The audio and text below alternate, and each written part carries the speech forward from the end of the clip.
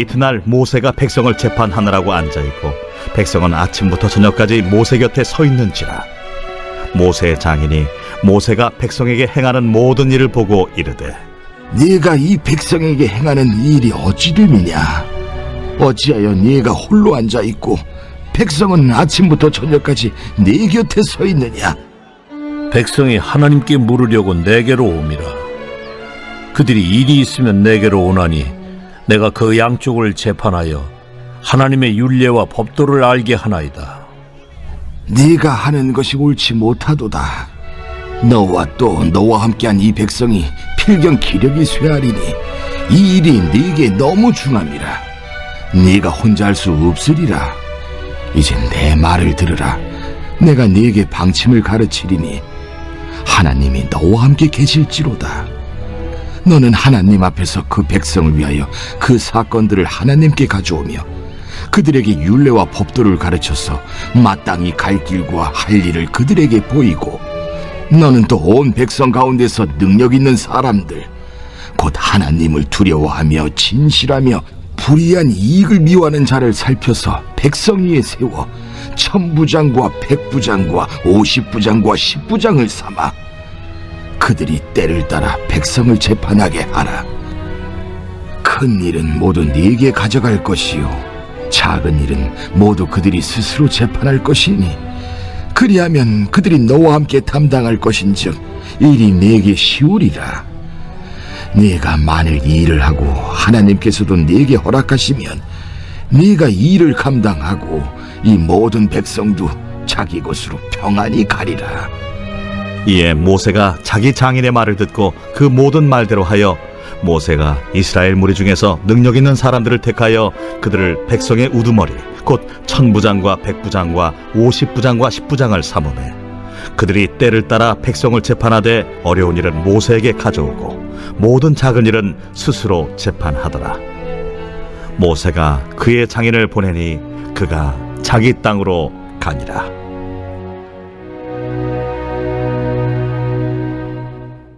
믿고 맡기면 모두가 살아납니다. 한 마을에 두 개의 식당이 있었습니다. A 식당은 사장님이 음식 솜씨도 너무 좋고 또 친절한 데다가 음식값 계산도 암산으로 착착착착 많은 인원이 와도 다 해내는 것이었습니다.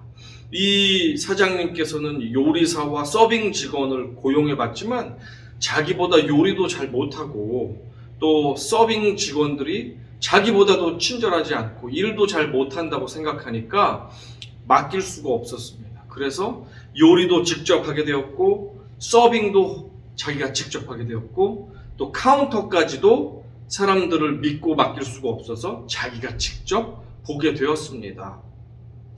혼자 요리도 잘하고 친절하기도 하고 계산도 잘하지만 혼자 모든 일을 하려고 하니까 이 사장님은 지쳐갈 수밖에 없었습니다.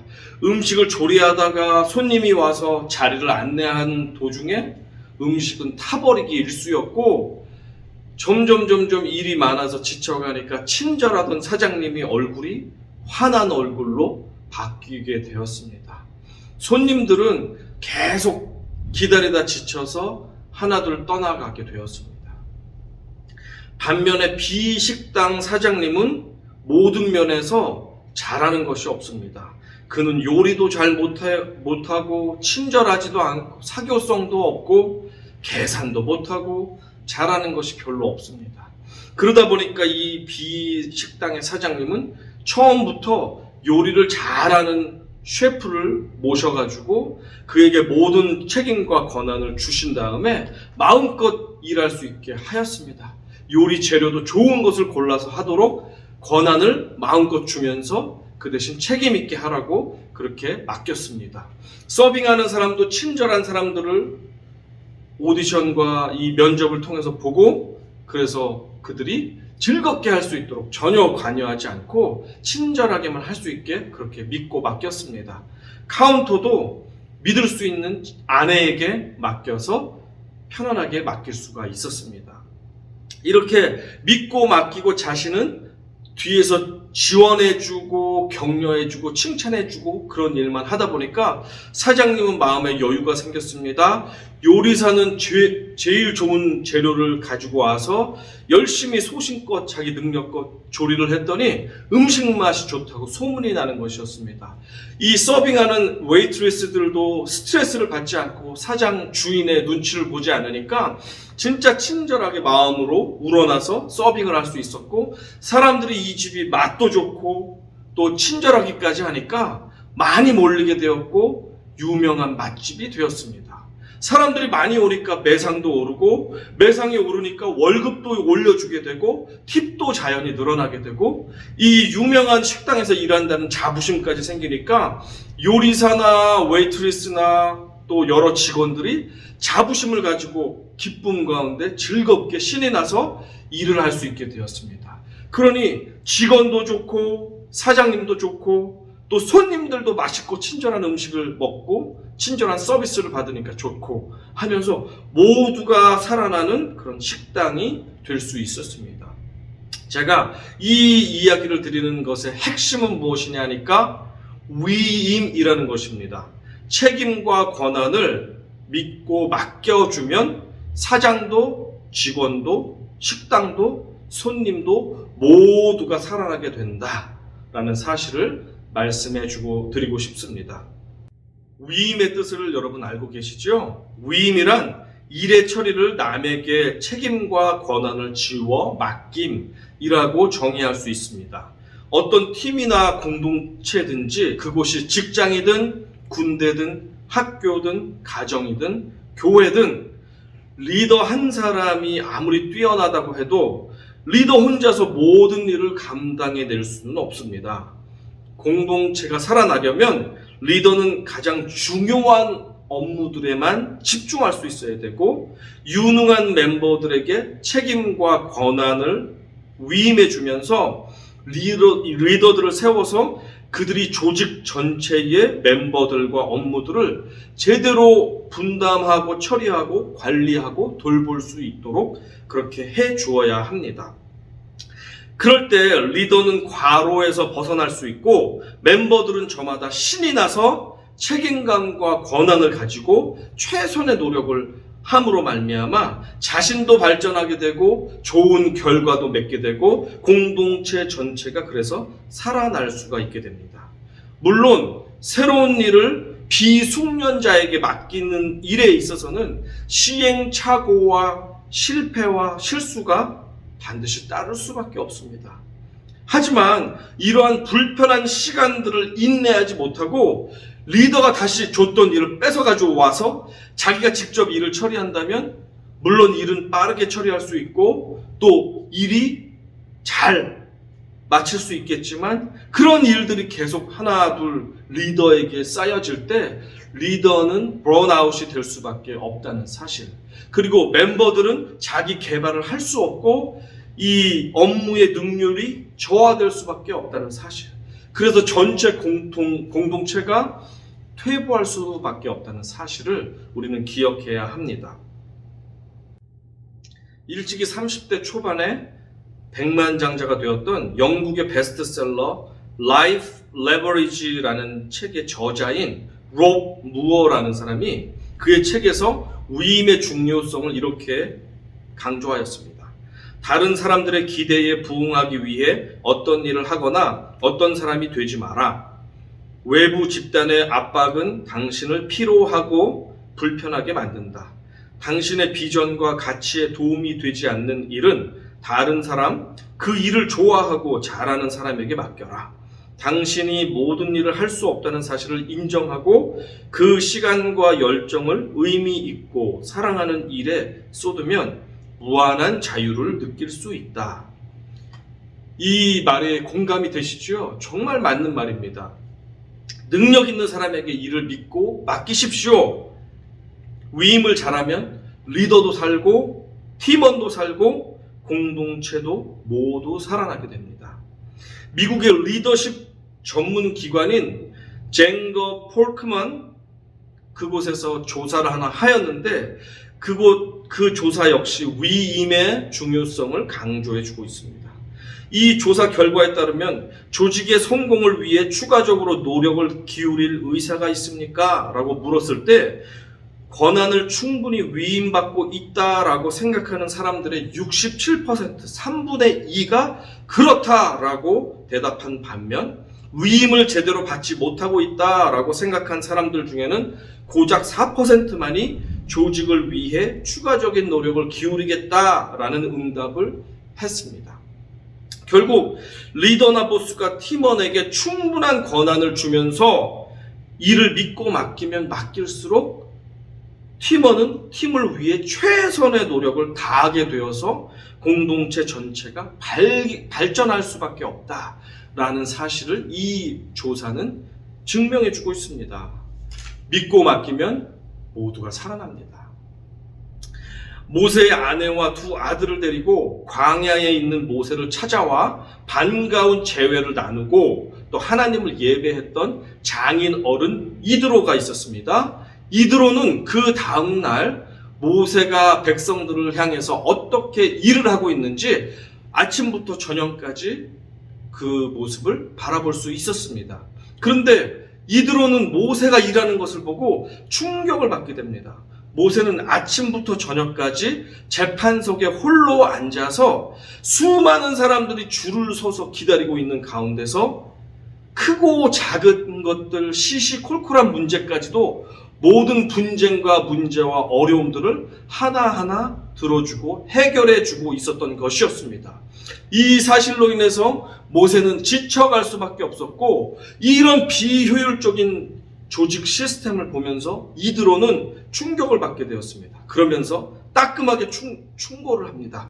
17절과 18절 함께 읽어봅니다. 시작. 모세의 장인이 그에게 이르되 내가 하는 것이 옳지 못하도다. 너와 또 너와 함께한 이 백성이 필경 기력이 쇠하리니 이 일이 내게 너무 중함이라. 내가 혼자 할 수 없으리라. What you are doing is not good. 혼자서 그렇게 과중한 업무를 보는 것은 잘못이라는 것입니다. 사소한 분쟁까지 리더 혼자 일일이 판결하다 보면 언젠가는 탈진할 수밖에 없다. 백성들 역시 모세 한 명만을 바라보면서 문제 해결을 위해서 기다리다 보면 그들 역시 지쳐갈 수밖에 없고 공동체 전체가 불만과 불신과 원망이 쌓여가 흔들릴 수밖에 없다. 그것을 이드로는 예측할 수 있었습니다.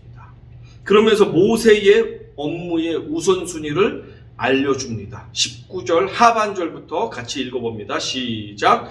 너는 하나님 앞에서 그 백성을 위하여 그 사건들을 하나님께 가져오며 그들에게 율례와 법도를 가르쳐서 마땅히 갈 길과 할 일을 그들에게 보이고, 영적 지도자들은 무엇보다도 백성들을 대표해서 하나님 앞에 그들의 기도 제목을 가지고 나아가서 중보 기도자로서의 영적인 사명을 감당해야 한다는 것입니다. 또한 백성들에게 하나님의 계명을 가르쳐서 그들 스스로가 하나님의 뜻 안에서 무엇이 옳고 그른지, 무엇이 거룩하고 무엇이 죄인지를 분별케 하여서 미움과 다툼이 없이 주의 백성으로서 거룩하게 살아갈 길과 할 일을 알게 해주라는 것입니다. 이드로는 그렇게 할 수 있는 구체적인 해결책도 알려줍니다. 능력 있는 자들을 택하여 하부부터 상부에 이르기까지 조직을 만들고 각 단계별로 조직을 이끌 리더들을 세우라는 것입니다. 그래서 비교적 작은 문제, 사소한 문제들은 하부 리더들이 재판하고 판결하고 해결할 수 있게 해주고, 리더는 가장 중요하고도 해결이 어려운 문제들만 선별해서 그것들을 집중해서 도와주라는 것입니다. 21절 읽어보겠습니다. 너는 또 온 백성 가운데서 능력 있는 사람들 곧 하나님을 두려워하며 진실하며 불의한 이익을 미워하는 자를 살펴서 백성 위에 세워 천부장과 백부장과 50부장과 10부장을 삼아 그들이 때를 따라 백성을 재판하게 하라. 큰 일은 모두 내게 가져갈 것이요 작은 일은 모두 그들이 스스로 재판할 것이니 그리하면 그들이 너와 함께 담당할 것인즉 일이 내게 쉬우리라. 하나님이 찾으시는 광야학교 리더의 자격은 능력 있는 사람들입니다. 그 능력을 세 가지로 지금 언급하고 있는데요. 첫 번째, 하나님을 두려워한다는 것입니다. 이 말은 같은 말로 사람을 두려워하지 않는다는 말입니다. 두 번째, 진실함, trustworthiness, 진실함을 가지고 있다는 것. 세 번째, 부당한 이익을 미워함. 이러한 세 가지 특성이 능력 있는 사람으로서 이 공동체의 리더가 될 수 있는 자격에 대해서 말씀해 주고 있습니다. 바르고 원하기는 여러분 모두가 하나님의 광야학교에 능력 있는 능력자들이 되기를 원합니다. 어떤 사람이 능력자라고 했습니까? 사람 눈치 보지 않고 하나님을 두려워하는 사람이 능력자라고 했습니다. 하나님 앞에서 사람 앞에서 진실한 사람이 능력자라고 했습니다. 부당한 이득을 미워해서 누구를 만나든지 공평하고 공정하게 대하는 사람이 하나님의 능력자라고 했습니다. 자, 옆에 있는 사람하고 인사해 볼까요? 하나님의 능력자들이 됩시다. 인사하겠습니다. 하나님의 능력자들이 됩시다. 하나님의 능력자들이 됩시다. 아멘. 모세는 이드로의 조언 그대로 1000명을 다스리는 리더인 천부장, 100명을 다스리는 리더인 백부장, 50명을 다스리는 리더 50부장, 10명을 다스리는 리더 10부장을 세웠습니다. 그러나 천부장이라고 해서 1000명 모두를 일일이 다스리는 것이 아니고 자기 밑에 있는 백부장, 100명씩 구성되어 있는 그 그룹들의 리더들을 중점적으로 다스리기 때문에 10명의 백부장들을 핵심적으로 다스린다고 보면 되겠습니다. 또한 백부장은 자기 밑에 있는 10부장 10명들을 집중해서 다스리고 돌본다고 볼 수 있겠고, 10부장은 자기 10부장 그룹에 속한 10명의 멤버들을 집중해서 다스린다고 보면 되겠습니다. 이 모습은 많은 학자들의 연구에 따르면 리더 한 사람이 집중해서 세밀하게 돌볼 수 있는 사람의 숫자가 10명에서 12명이라고 합니다.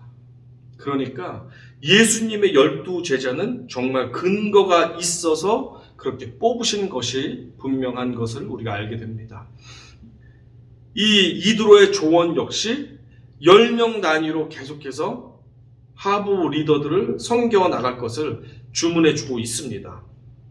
BC 15세기의 사람인 이드로가 21세기 사람인 우리들이 볼 때도 참으로 과학적이었다는 사실을 우리가 돌아보게 됩니다. 이 하부 리더들이 조직을 이끌음으로 말미암아 그를 모세를 지치게 했던 수많은 업무로부터 모세에게 자유함을 주게 되었습니다.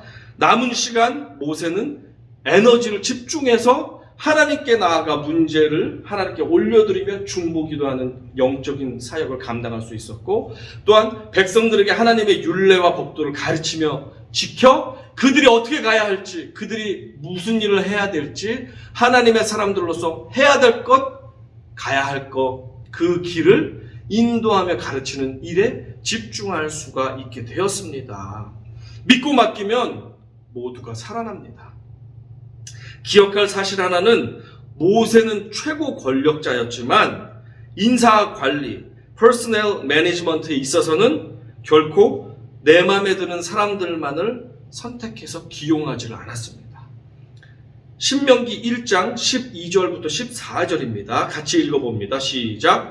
그런즉 나 홀로 어찌 능히 너희의 괴로운 일과 너희의 힘겨운 일과 너희의 다투는 일을 감당할 수 있으랴.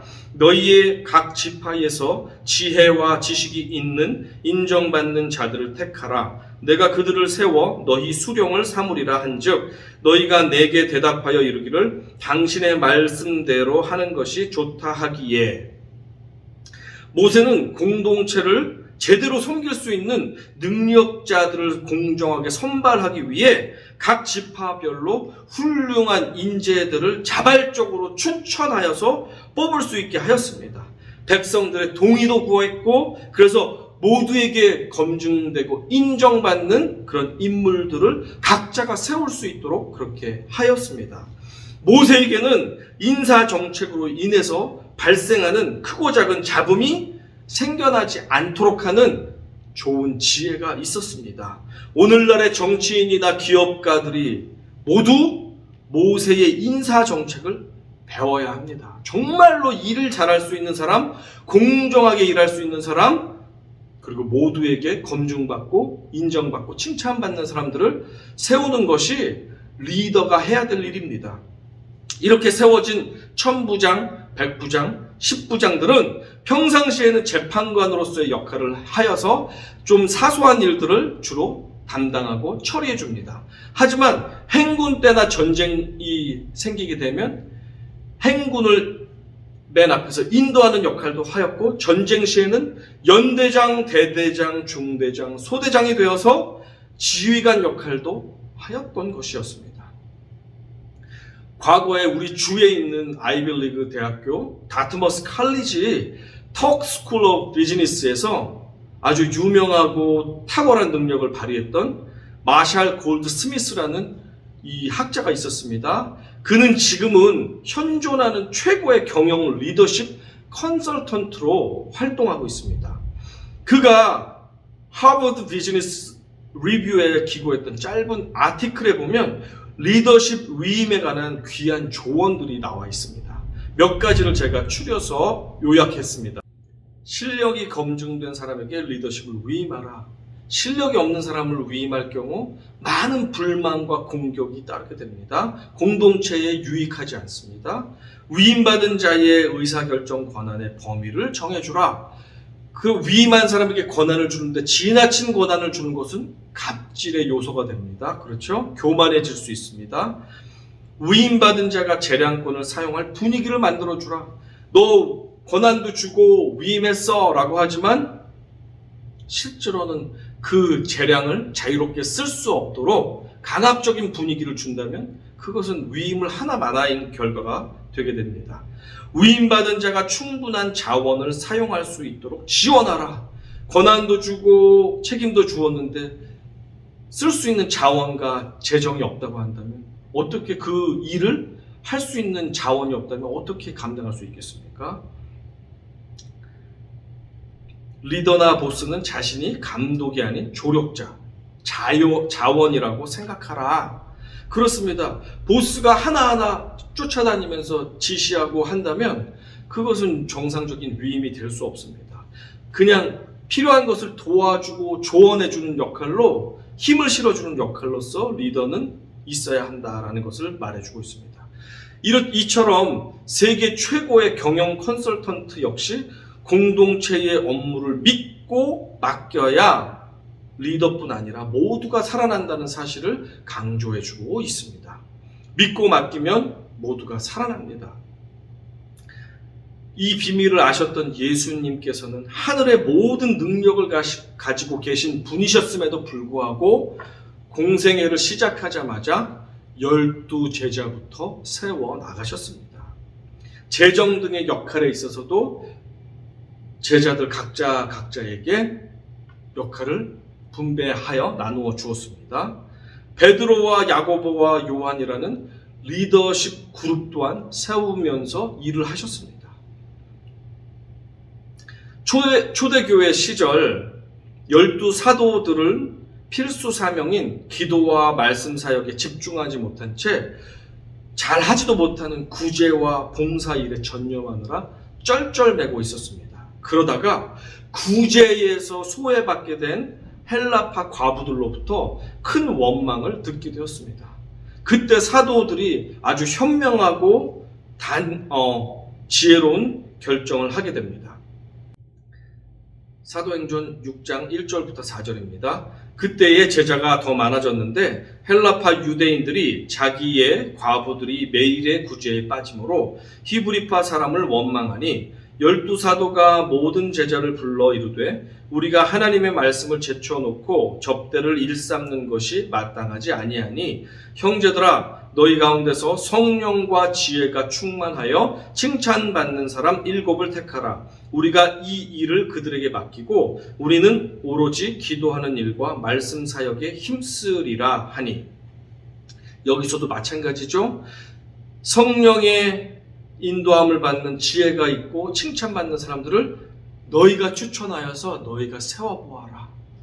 우리가 그들을 신뢰하고 리더로 삼겠다라고 말씀해주고 있습니다. 성도들에게 성령과 지혜가 충만하여 평판 좋은 리더들을 세우도록 하고, 본인 사도들은 정말 사도들만이 해야 되는 기도와 말씀 사역에만 집중하기로 결단을 합니다. 그렇게 되었을 때 그 결과가 어떻게 된지 아십니까? 천국 복음은 더욱 퍼져나갔고 제자의 수는 말도 못할 정도로 급증하게 되었다라고 사도행전 6장은 기록해주고 있습니다. 믿고 맡기면 모두가 살아납니다. 저는 부목사 시절에 여러 교회에서 사역을 해보았습니다. 그 중에 성전이 용인, 죽전과 수원, 광교, 신도시에 두 군데에 세워져 있었던 안디옥 교회에서 광교 성전의 총괄 책임 목사로서 사역했던 경험이 있습니다. 그때 저는 김경석 목사님께서 건강도 나쁘신 상황 가운데서 두 성전의 모든 예배를 총괄하셨기 때문에, 그리고 프리셉트 성경연구원이라는 성경 공부 단체와 또 출판사까지도 관여하셨기 때문에 너무나도 바쁘셨고 건강이 그것을 따라주지 못했습니다. 그래서 김경선 목사님께서는 부목사님들에게 핵심적인 그 중요 사역들을 외에는 대부분의 또한 중요한 일들까지도 다 분배해서 맡겨주시면서 책임과 권한을 위임해 주셨습니다. 저는 그때 예비 담임 목사로서의 훈련을 충분히 배워 나갈 수가 있었습니다. 그리고 지금도 목회를 하는데 그때 배웠던 것을 대부분 피와 살로서 지금도 충분히 활용하면서 사용하면서 그렇게 목회를 해 나가고 있습니다. 그때 저는 전체 광교 성전의 행정 사역은 물론이고 새벽 기도와 수요 예배와 금요 기도회와 매 주일 일부 대예배를 제가 직접 설교하며 예배를 인도하였습니다. 그리고 교회에 있는 크고 작은 성경 공부 과정들 모두 제가 인도하였고, 수백 가정이나 되는 그 가정들의 대신방을 제가 하였고, 그리고 장례가 있을 때 담임 목사님이 하셔야 되는 꼭 필요한 장례 외에는 거의 대부분의 장례를, 광교 성전에 있는 장례 예배들은 제가 하게 되었습니다. 이렇게 김경성 목사님께서 밑에 있는 부목사들을 믿고 책임주고 권한을 주면서 맡겨주셨을 때, 그리고 뒤에서 계속 잘할 수 있도록 조언해 주시고 코치해 주시고 자원들을 지원해 주셨을 때, 저는 정말 얼마나 그때 이 목회적으로 성장을 하게 되었는지 모릅니다. 지금도 제가 배운 것의 대부분은 목회를 위해서 배운 것의 대부분은 김 목사님을 통해서 배웠다고 해도 과언이 아닐 정도라고 저는 고백합니다.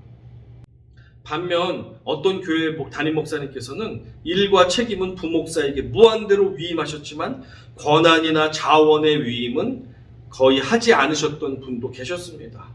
담임 목사가 자신의 최선의 우선순위를 집중하시고 나머지 부분은 권한과 책임을 위임해주면서 믿고 맡겨주실 때 부목사가 영적으로도 발전할 수 있고 성도들을 더 풍성하게 섬길 수 있음에도 불구하고 수많은 일들에 치여서 부목사가 결국에는 영적으로 탈진하는 일이 생기게 된다면 안타까운 일이 아니겠습니까?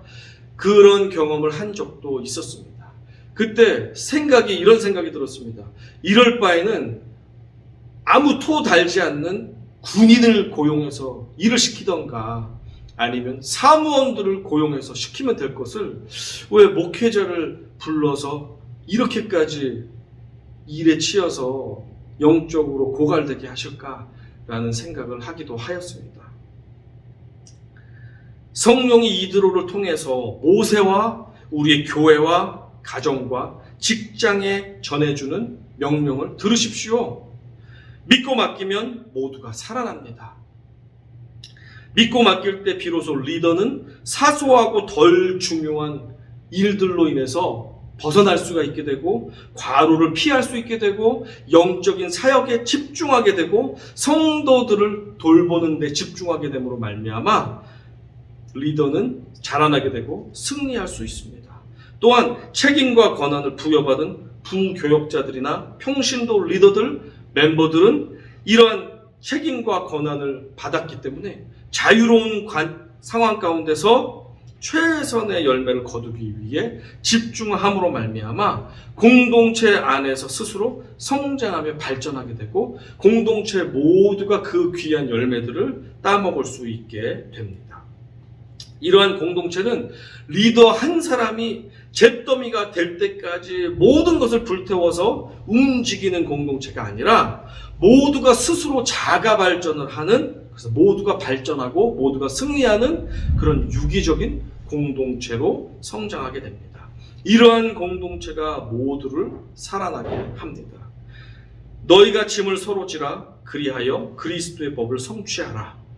주님이 우리에게 허락하신 소중한 공동체인 교회와 가정과 직장에서 모두가 공동체의 짐을 서로 나눠 짊어질 때에 슬픔은 반이 되고 기쁨은 배가 되는 역사가 일어날 것입니다. 모두가 살아나는 공동체가 될 것입니다. 그것이 그리스도의 법을 이루는 길입니다. 믿고 맡기십시오. 짐을 함께 지십시오. 서로 격려하며 칭찬하며 앞에서 밀어주고 뒤에서 당겨주면서 우리가 주님께서 맡겨주신 그 방향을 향해 끝까지 전진해 나가시기를 주님의 이름으로 축원합니다. 믿고 맡기십시오. 그럴 때 모두가 살아나는 역사가 일어날 것입니다. 아멘.